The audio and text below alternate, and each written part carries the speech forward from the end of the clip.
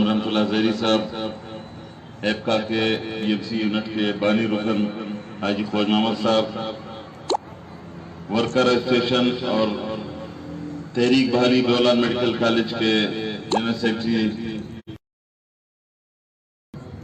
اور میرے سامنے میرے کارواں میں شریک قربانیوں کے جذبے سے سرشار میرے دوستو، السلام علیکم۔ دوستو، کافی عرصے بعد ہم انتظار کرنے کے بعد ایک بار پھر سڑکوں پہ نکل آئے۔ ہمارے ساتھ ایک معاہدہ کیا گیا تھا، بلکہ ہمارے ساتھ 3 ان ریٹن معاہدے پڑے ہیں۔ 2 معاہدے جو ان ریٹن ہے وہ وزراء کی طرف سے ہوئے، ہمارے دھرنے ختم کروائے۔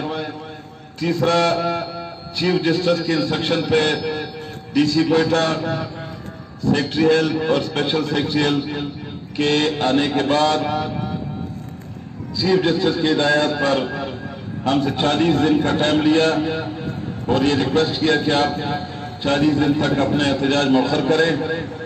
اس کے بعد اسی دوران ہم ایکٹ میں امینڈمنٹ کریں گے۔ اس کے بعد پوری دنیا میں ایک وبا پھیل گئی کورونا کی شکل میں، پوری دنیا لاک ڈاؤن کی طرف چلی گئی، تو ہم بھی خاموش ہو کے بیٹھ گئے۔ ظاہر ان حالات میں لوگوں کو نکالنا، لوگوں کی زندگیوں کے داؤ پہ لگانا، یہ بھی ہمارے لیے مناسب بات نہیں تھی۔ ہم نے تمام قوانین کا خیال رکھا، لوگوں کے زندگیوں کا خیال رکھا، بیماریوں کی روک تھام کا خیال رکھا۔ ہم یہ سمجھ رہے تھے کہ ہم خاموش بیٹھے ہیں، شاید حکومت ہمارے معاملات پہ اندرون خانہ کام کر رہی ہے اور ایکٹ کے لیے کوئی تیاری کی جا رہی ہے۔ لیکن جب ہم نے رابطہ کیا تو ہمیں بتایا کہ بھائی یہ جو کووڈ-19 پینڈیمک ہے، اس کی وجہ سے آپ لوگوں کا جو ایشو تھا وہ بہت بیک گراؤنڈ میں چلا گیا، تو اس وجہ سے فی الحال اس پہ کوئی پیش رفت نہیں ہوئی۔ ہمیں بڑی مایوسی ہوئی کیونکہ سرکار کے باقی تمام امور باقاعدہ اسی طریقے سے سر انجام دیے جا رہے ہیں، تمام کام چل رہے ہیں، کوئی کام نہیں رکا۔ تو ایکٹ میں امینڈمنٹ کوئی اتنا بڑا کام نہیں تھا، ایک جواز ملا ان کو اس سے نظریں چرانے کے لیے، اور وہ جواز ان کو ملا۔ ہم خاموش رہے، 40 دن کے بجائے تقریباً ہم 80 دن انتظار کرتے رہے۔ 80 دن انتظار کرنے کے بعد دوبارہ ہم بیٹھ گئے کہ اب جو ہم نے 4-6 مہینے مسلسل ایک تحریک چلائی ہے، وہ ایک مومنٹم بنایا، اس کے اثرات یہ نہ ہو کہ زائل ہو جائے اور اس تحریک کو قصہ پارینہ نہ بننے دیا جائے۔ تو ہم نے دوبارہ یہ طے کیا کہ دوبارہ ہم احتجاج شروع کریں گے اور اسی جذبے ولولے اور اسی للکار کے ساتھ شروع کریں گے۔ ہم نے دوبارہ تحریک کا آغاز کر دیا۔ آج 7 دن سے ہم یہاں کیمپ لگا کے بیٹھے ہیں۔ رمضان کے مہینے میں، رمضان شریف کے اس مہینے میں جب سارا دن ایک روزہ دار بھوکا پیسا رہتا ہے، اس کے بعد وہ تراویح پڑھنے جاتا ہے، اور تراویح پڑھنے کے بعد آپ کے اس عمل میں جڑتا ہے، تو یہ کام ایک جذبے کے تحت ہی ہو سکتا ہے، یہ ایک مضبوط ایمان والا بندہ ہی کر سکتا ہے، اور یہ وہ لوگ کر سکتے ہیں جو نظریاتی طور پر کمیٹڈ لوگ ہو تنظیم کے ساتھ اور اپنے مقصد کے ساتھ۔ اور میں تمام ساتھیوں کو سلام پیش کرتا ہوں جو اس وقت اس تمام تر تکالیف کے باوجود اپنے مسائل کے لیے روڈ پہ بیٹھے ہیں۔ یہ تمام ساتھی خراج تحسین کے مستحق ہے، ان کو میں سلام پیش کرتا ہوں، اور ساتھ ہی میں ان کو یہ یقین دلاتا ہوں، یہ وعدہ کراتا ہوں، یہ وعدہ کرتا ہوں ان کے ساتھ کہ جب تک آئین میں ترمیم نہیں ہوگا، ایکٹ میں بولان میڈیکل کالج کو اپنے پرانی پوزیشن پہ نہیں لایا جائے گا، کوئی طاقت، کوئی قوت ہمیں اپنے مطالبے سے دستبردار نہیں کرا سکے گا۔ ایک پی سی ہے، دباؤ کے جو بھی راستے استعمال کرنے چاہیں وہ کر سکتے ہیں، خوف و ہراسمنٹ کے جو بھی راستے وہ استعمال کرنا چاہے کر سکتے ہیں، ہم چونکہ اپنے بات پہ قائم و دائم رہنے والے لوگ ہیں، اپنے سوچ اور فکر کے ساتھ بہت گہری وابستگی رہتی ہے ہماری، تو اس لیے ہمیں اپنے جگہ سے ہلانا یا اپنے مقصد سے پیچھے ہٹانا یہ ان کے لیے ناممکن بات ہوگی۔ آج رمضان کے اس مہینے میں جب ہم یہاں بیٹھ سکتے ہیں تو ہم اس بات کی یہ دلیل ہے اس بات کی کہ رمضان کے بعد ہم کس قوت کے ساتھ سڑک پہ نظر آئیں گے۔ آج یہ اشارہ ہے ان قوتوں کی طرف جو یہ سمجھ چکے تھے کہ یہ تحریک دم توڑ گئی، جو یہ سمجھ رہے تھے کہ یہ تحریک ختم ہو گئی، یہ آج ان کو ایک اشارہ ہے کہ یہ تحریک نے دم نہیں توڑا، بلکہ تحریک نے ایک دوبارہ دوسری انگڑائی لے لی اور تحریک دوبارہ شروع ہو چکی ہے۔ ہم اس تحریک کو انشاءاللہ نتیجے تک پہنچائے بغیر کسی صورت واپس نہیں مڑیں گے، یہ ہمارا وعدہ ہے، یہ ہمارا کمٹمنٹ ہے اور اس پہ مرتے دم تک قائم رہیں گے۔ دوستو، اس دوران ہم نے وائس چانسلر کو کہا کہ ہمارا اور آپ کا کوئی جھگڑا نہیں، ہمارا مسئلہ صوبائی حکومت کے ساتھ ایکٹ میں امینڈمنٹ ہے، تو اس لیے آپ کے ساتھ ہمارا کوئی ایشو نہیں۔ پہلے بھی آپ نے اس جنگ کی رخ کو اپنی طرف موڑ کے ہمیں مجبور کیا، تو لہذا ہمارے اور آپ کے درمیان کوئی جھگڑا نہیں، ہم اپنا جنگ لڑتے رہیں گے، جو ہمارا حق ہے اس کے لیے، آپ اس میں مداخلت نہ کریں۔ انہوں نے کہا ٹھیک ہے، لیکن اب ہم یہ دیکھ رہے ہیں کہ وہ ہمارے اندر سے کچھ ایسے معاملات کر رہے ہیں جو ہمارے اندر ایک ناکام کوشش میں کہوں گا، ایک رفٹ ڈالنے کی کوشش کر رہے ہیں وہ، یا وہ لوگ جو مشیر ہیں جو یہ مشورہ دے رہے ہوں گے کہ شاید ایک آدھ اینٹ نکالنے سے یہ دیوار گر جائے گی، لیکن میں ان کو بھی دو ٹوک الفاظ میں کہتا ہوں کہ وہ اس غلط فہمی سے باہر نکل آئے۔ ہم آپ کو، اگر آپ کو بڑا شوق ہے اور آپ کا دل چاہتا ہے سینگ لڑانے کے لیے، تو ہم آپ کا شوق بھی پورا کر دیں گے۔ حاجی صاحب قدم بڑھاؤ، ہم تمہارے ساتھ ہیں۔ حاجی صاحب قدم بڑھاؤ، ہم تمہارے ساتھ ہیں۔ ہم ان لوگوں کو بھی کہتے ہیں کہ جو اس وقت کام کر رہے ہیں بڑے شائستہ انداز میں ہمارے تنظیم کو نقصان پہنچانے کے لیے، حالانکہ اس سے بڑے بڑے طالع عزمہ، اس سے بڑے بڑے لوگ پہلے آئے ہیں، بہت کوششیں کی ہے لیکن ناکام رہے ہیں، یہ بھی ناکام ہوں گے اور ہم سرخرو ہوں گے انشاءاللہ۔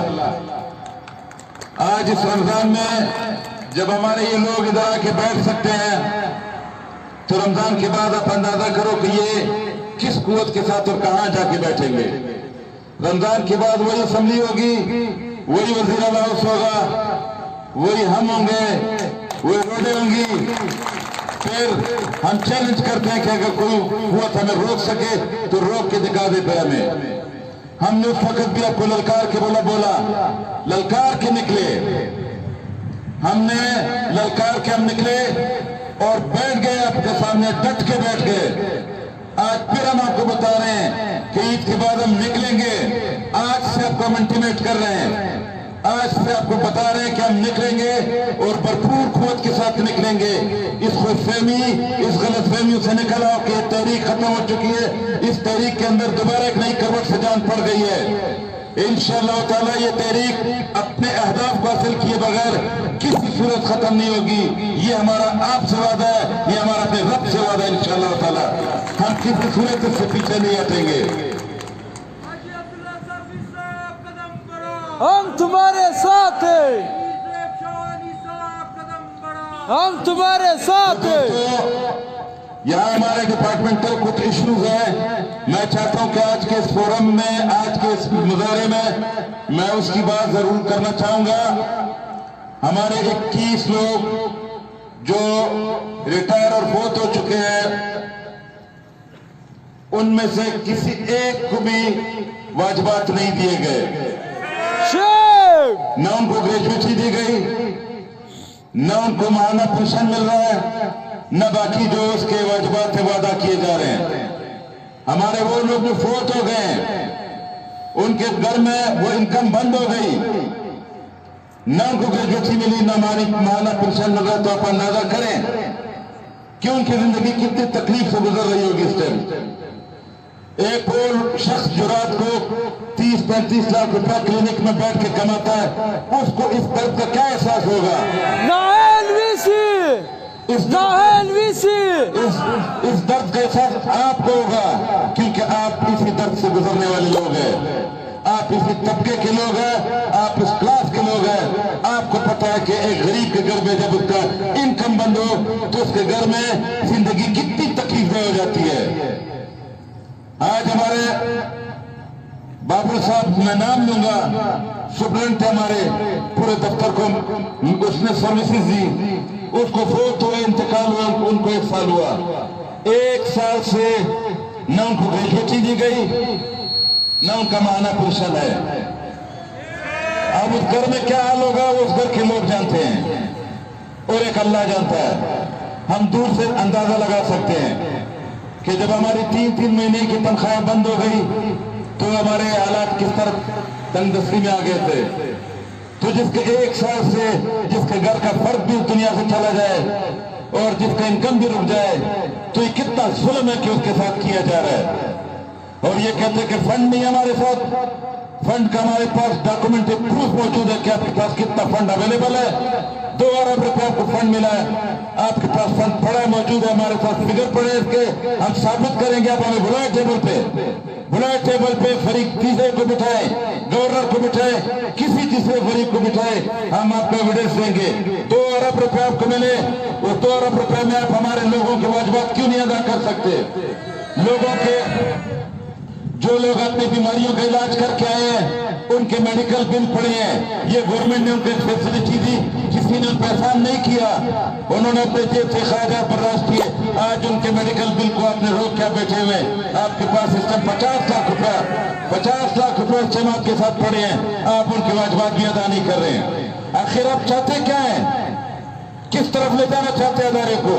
کرنا کیا چاہتے ہیں؟ کیا یہ آپ کے ذاتی پیسے ہیں؟ یہ آپ کو گورنمنٹ نے قسمت میں دیے، ادھر کام کرنے والے لوگوں کے لیے، ان کی تنخواہوں کے لیے، ان کے مراد کے لیے، ان کی گریجویٹی کے لیے، ان کے ماہانہ پنشن کے لیے، اسٹوڈنٹ کے اسکالرشپ کے لیے، ان سارے معاملات کو حل کرنے کے لیے آپ کو فنڈ دیا گیا، لیکن آپ فنڈ روک کے رکھے کیوں؟